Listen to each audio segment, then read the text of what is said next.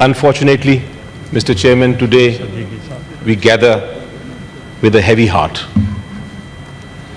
We are mourning the innocent lives lost in the horrific attack in Balochistan. Any act of terrorism strikes at the very core of humanity.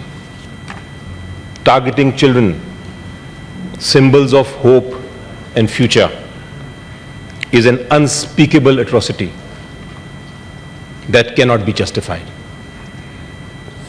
We stand united in grief with the families. My heart, Mr. Chairman, is heavy, but my resolve strong. It is unshakable. What happened in Balochistan is pure evil. But Pakistan, I tell you, my friends, Pakistan will not bow. Not now, not ever. I say, and I call my government also to say, and I call the world and my African friends to also say, enough is enough. Terrorism, and for terrorists, there can be no mercy. Mr. Chairman, Africa is not just a continent of immense wealth. It is a continent of history, culture, youth, values. Please order in the House.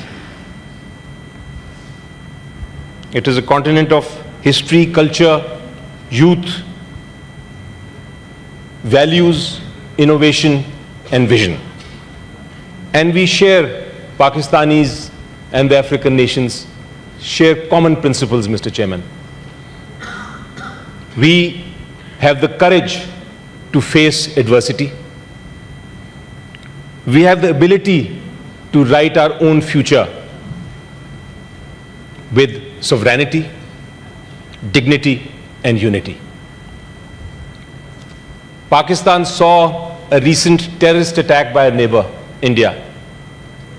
We saw a terrorist attack in the shadows of night. They came and they killed our innocent children. We, in self-defense, as a brave nation, gave them a befitting reply. We counterattacked. But as a responsible nation, I want to tell my friends, our counterattack was measured and proportionate. We did not target civilians. We are a compassionate nation that does not believe in war. We targeted their military operations. And we proved to the world that we are superior militarily, diplomatically, and morally.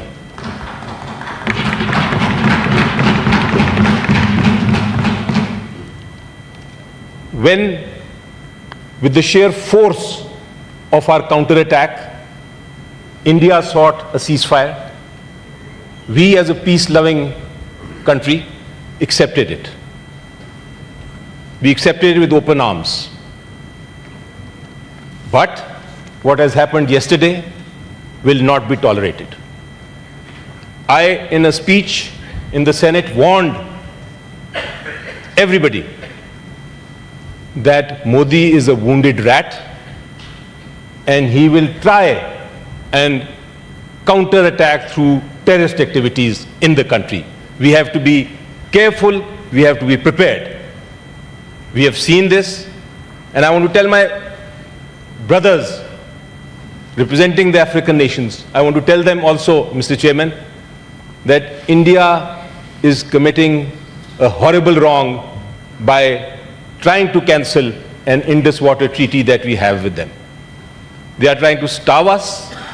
They are trying to make sure that we don't get water by diverting our rivers. We will not tolerate them, and we need your support in that as well.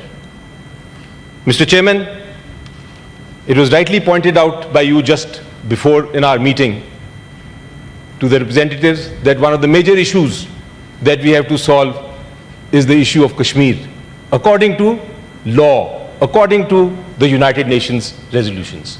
Our African representatives understand that. I would suggest that we should have a separate meeting with them, since they're all here later to discuss the Indus Water Treaty issue and also the issue of Kashmir. It is a great opportunity today to do that. Mr. Chairman, we stand, of course, with our neighbors, with our Africa is actually a continental neighbor of Asia. We stand with them shoulder to shoulder in their journey of prosperity. We as partners, our journey is shared in cooperation. It is rooted in cooperation and strengthened by solidarity and driven by a collective commitment to build a future based on dignity, justice, and mutual respect. Today we honor the enduring friendship between Pakistan and the nations of Africa, a friendship that has grown stronger with every passing year, one shaped by our shared vision for peace, prosperity, and progress. And may I remind you, Mr. Chairman, that this partnership is not built on lofty words only. It is grounded in our shared history, in our common values, and in a firm commitment to face our challenges together. Ladies and gentlemen, and I'd like the honorable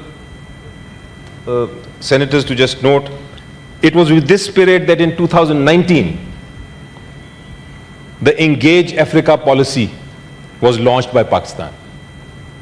It was during my government that we launched this policy, which marked a significant shift in our diplomatic priorities. It was aimed at strengthening Pakistan's relationship with Africa through broader political, economic, and cultural cooperation. As part of that initiative, as already pointed out by the Honorable Leader of the House, Pakistan opened new diplomatic missions across the continent, expanding our presence and deepening our engagement.